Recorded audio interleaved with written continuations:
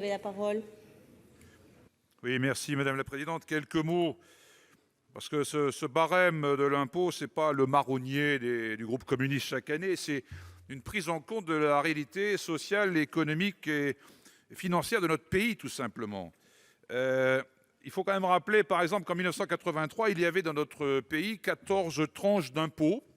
Ce n'est pas la préhistoire, ce n'est pas si vieux que ça, avec un taux maximal à 65%. On est passé en 88 à 13 tranches, 56,8%.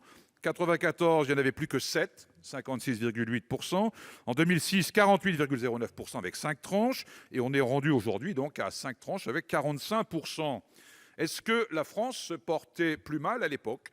Est-ce que cette diminution de la progressivité a favorisé le budget de la République et l'état de la nation ? Première remarque.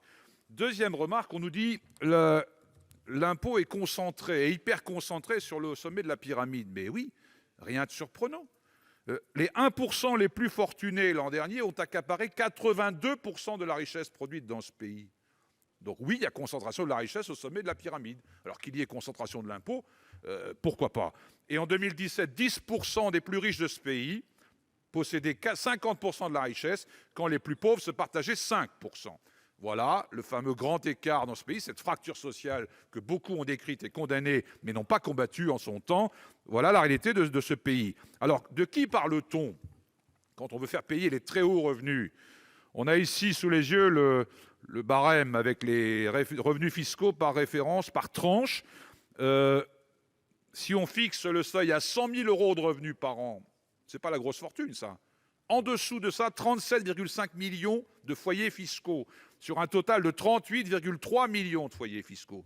Donc, faire payer les plus riches, c'est faire payer les 800 000 qui sont au-delà de 100 000. Si je prends par exemple des gens qui ont entre, mettons, 2 millions de revenus, 2 millions de revenus par an, c'est pas mal, 2 millions. Ça fait 5 479 euros par jour. C'est pas mal pour vivre. Ça va pas mal, quoi. Et on ne pourrait pas faire payer un peu plus ces gens-là ?